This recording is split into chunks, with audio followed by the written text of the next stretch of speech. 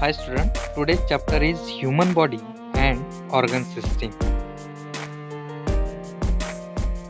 Students, from what the organs and organ systems are made up of and which organ systems are present in human body. In the last class, we have studied some characters of living organisms. All the vital processes which are essential properties of living beings are collectively called as life processes. And which processes occur in our body during sound sleep? Second, which life processes occurs continuously in our body? So different organs in our body are working in group so as to smoothly carry out various life processes. These life processes takes place in various steps. Specific organs carry out the specific steps. Group of organs working together to perform a specific function is called as an organ system. Various organ systems like digestive, respiratory, circulatory, nervous, excretory, reproductive, skeletal, muscular, etc. are functioning in our body. Student, energy is essential to operate all the life processes in human body. Energy production occurs with the cells. Cells need the supply of soluble nutrients and oxygen for this purpose. This supply takes place with the help of respiratory and circulatory systems. And respiration is carried out through following three steps. First is external respiration. A. Inspiration and inhalation. Air is taken in through nose and sent towards the lungs through trachea, means windpipe. And expiration and exhalation. Oxygen from the inspired air goes into blood, and blood carries the carbon dioxide from various parts of the body towards lung. This air is given out by exhalation.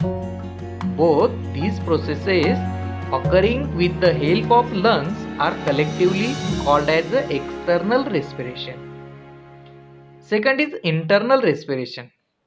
Exchange of gases between cells and tissues fluid is called as internal respiration. Oxygen moves from blood into tissues fluid and carbon dioxide moves from tissues fluid into blood. Third, cellular respiration. Dissolved nutrients like glucose are slowly burned with the help of oxygen and energy is released in the form of ATP. Student, next topic is respiratory system, structure and function.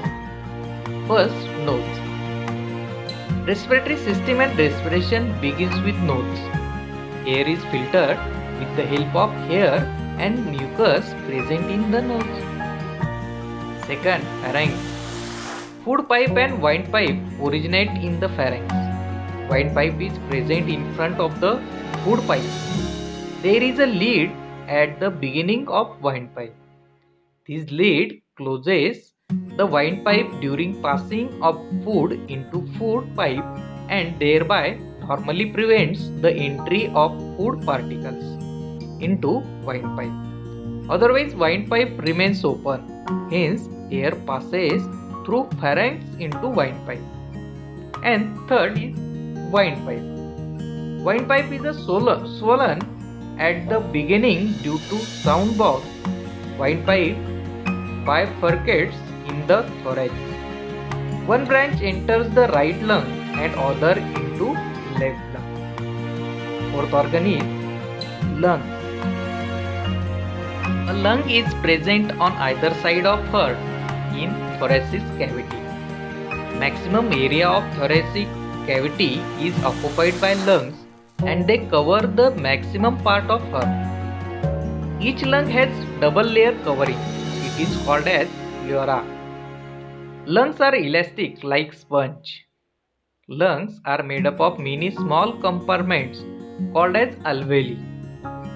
Rich network of capillaries is present around each alveolus.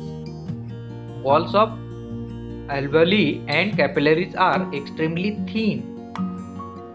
Gaseous exchange can easily take place across these thin walls.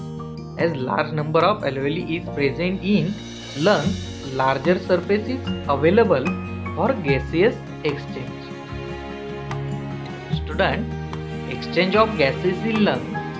Gaseous exchange occurs continuously while blood is circulating around the alveoli. An air containing protein, hemoglobin, is present in the RBC of blood. Hemoglobin absorbs the oxygen from air within alveoli. Simultaneously, carbon dioxide and water vapors move from blood into the alveoli.